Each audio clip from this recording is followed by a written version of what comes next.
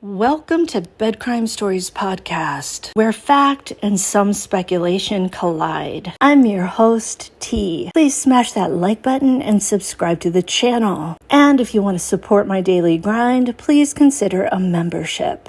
And now, without further ado, let's dig in. Oh, but wait, I want to wish you a very happy and healthy new year.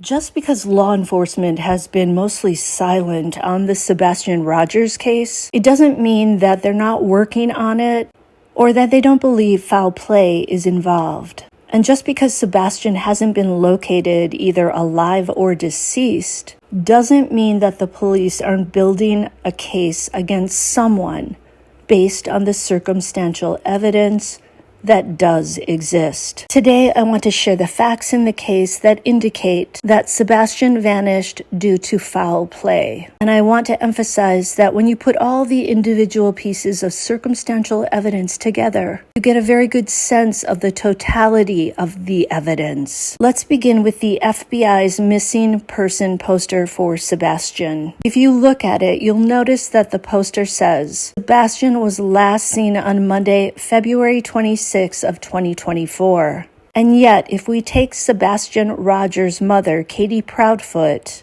at her word, she has said repeatedly that she last saw Sebastian on Sunday night when she sent him to bed. The FBI didn't write February 26 cavalierly. That wasn't a guess. It meant what they wrote, that Sebastian was last seen on Monday. This contradicts what Katie Proudfoot has said. So why did the FBI state that someone saw Sebastian on Monday? Do they know that Katie saw him on Monday? It certainly sounds like it. Are they basing this on the lights video that reporter Nick Barris released in the days after Sebastian vanished? The timestamp on that video says 3:10 a.m.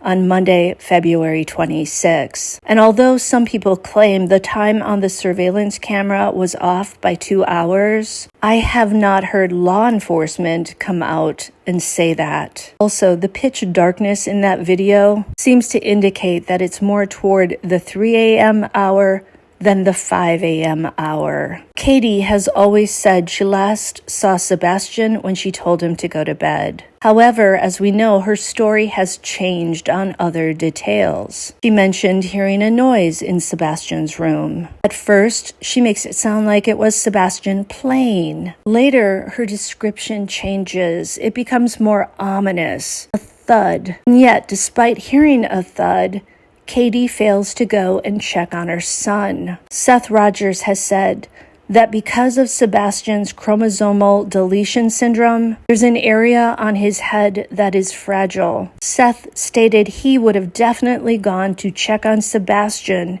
had he heard a thud. Now, I also heard former FBI Special Agent Jennifer Coffendorfer say that in her past, she has seen parents in DV cases use words like thud when they know that their child, if the child is found, will have bruises on him or her. In order not to be blamed for the bruises or other injuries, parents sometimes come up with a story wherein the child got injured in some mysterious accident. A thud that was heard but not seen. So did Katie change her narrative about this sound over time as she became savvier about what she should and should not say? In my opinion, it seems like it. Katie changing the story is a red flag. The truth is constant, it never changes. That's a fact. Next, the video of Sebastian at the Texas Roadhouse restaurant with Katie on Sunday, February 25th. Shows him literally inhaling his salmon dinner. His head is down as he shovels food into his mouth. He looks like someone who hasn't eaten in days. In fact, I'd say he looks pretty hungry for someone who supposedly had a homemade breakfast, colossal popcorn at BJ's, and who knows what else. I think by anyone's standards, Sebastian is a very thin child. He doesn't look like he eats very much. Yes, I know some kids are naturally thin and have high metabolism. I had a friend like that, and I've always envied her. She could eat whatever and never gain weight. But the way Sebastian scarfed down his meal at the Texas Roadhouse spells a hungry kid. His mother talked in one interview in a somewhat mocking fashion of Sebastian needing to have snacks because he's a teenager. And again, she mentioned him eating that colossal popcorn. Katie and Chris have also said that Sebastian was known to head down to the kitchen in the middle of the night to seek out snacks. Apparently, the medication Sebastian was taking is something that suppresses one's appetite. So was he off that medication on that Sunday night? Is that why he ate like someone who's been without food for days? I would venture to say he appeared to be underweight for his age and height. It makes you wonder if Chris and Katie were maybe limiting the amount of food they gave to Sebastian. And if so, was this a form of punishment for wetting the bed and or not cleaning his bedroom to his stepfather's strict specifications? We know that Chris Proudfoot has said that if Sebastian didn't clean his room properly, then he would take things away from Sebastian and throw them out. Also of note in that Texas Roadhouse footage, Katie barely acknowledges Sebastian. There doesn't seem to be a dialogue going on for very much of that footage. She seems much more interested in her surroundings and in her cell phone. Why did she take him out for dinner if she wasn't planning on chatting with him? Seems a little weird. Usually it's the parents telling the kid to get off the phone and to talk. Here's another red flag. Chris and Katie Proudfoot stopped searching for Sebastian in record time. They also left their home in Hendersonville after Sebastian went missing. Parents of legitimately missing children never ever leave the family home unless it's to search. They often leave the child's bedroom exactly how the child left it. And they can leave it that way for years. Also leave the porch light on, hoping that it will serve as a beacon for their lost child. Chris and Katie leaving the home Sebastian was last seen in is highly suspicious. Note that law enforcement has said that Sebastian was not picked up on any video surveillance footage, despite his mother saying he must have left the home on foot and on bare feet at that. I know it's dark out there in that neighborhood in Hendersonville, Tennessee at night and in the very early hours of the day. However, Sebastian wasn't picked up on any surveillance cameras at any time after Sunday, February 25th. This is a red flag. He left that house in some fashion that no one claims to have seen. And yet we have those two people with flashlights at 3:10 a.m. around the house, along with a strange car pulling up nearby at the same time. Do you really think all of that is a coincidence? Chris Proudfoot seems desperate to convince us that those lights are on garbage trucks. He has also said that he and Katie and Seth have all been cleared, and yet law enforcement has never said that. Yes, Chris thinks that if you say something enough and loudly enough, people will believe it. The FBI has put up a $50,000 reward. According to Jennifer Coffendorfer, this reward would seem to indicate that the FBI believes foul play is involved. Let's talk some more about those two lights captured on a neighbor's Ring camera at 3:10 a.m. The two lights appear to be flashlights carried by two people. Enforcement searched a landfill in Kentucky after Sebastian was reported missing. Apparently, garbage trucks have mechanisms that show how much the trash weighs. There is speculation that on the day that Sebastian went missing,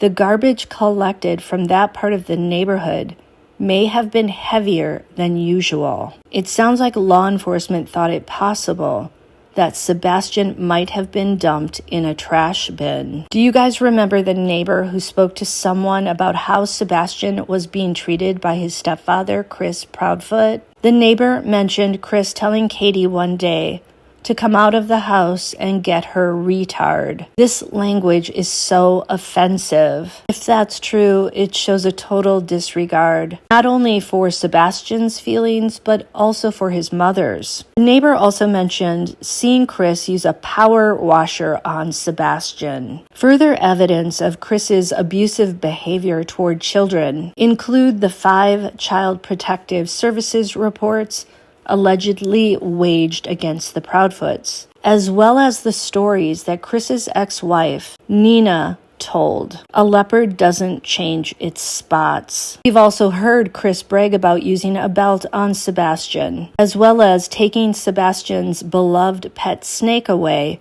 because, according to Chris, Sebastian wasn't taking care of it. Chris and Katie also took away Sebastian's beloved cats because Chris is allergic to cats, supposedly. Can you imagine how Sebastian felt when his best friends, his snake and his cats, were taken away from him? In their place, he got insensitive and cruel stepfather. I submit to you that Chris Proudfoot, with Katie's permission, was both physically and psychologically abusive to Sebastian if these stories are true. And Sebastian was a child that Chris was actively campaigning to get removed from his home. We know that Chris wanted Sebastian to either go and live full-time with his biological father, Seth Rogers, or to send him to some sort of facility for children, boys with behavioral problems. The Proudfoots were gunning to get Sebastian out of their home. They didn't like it that Sebastian occasionally wet his bed. They sent him off to school at age 15 wearing diapers. If Sebastian wasn't already being ostracized by the other kids, then those diapers would have done the trick. I have one word for all of this: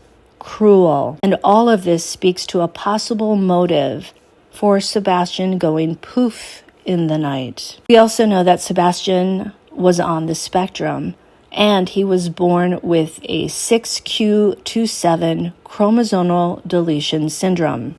Both of these factors make him a vulnerable child. All children need to be protected, but Sebastian needed even more protection. Why was Sebastian left alone with an older kid who went on to essay him? That should never have happened. In my opinion, Katie failed to protect her vulnerable child, and that essay likely led to some of the behaviors that Chris Proudfoot found intolerable. The bedwetting, Sebastian acting inappropriately in the boys' bathroom at school when he reportedly showed his private parts to other boys and asked to see theirs, allegedly.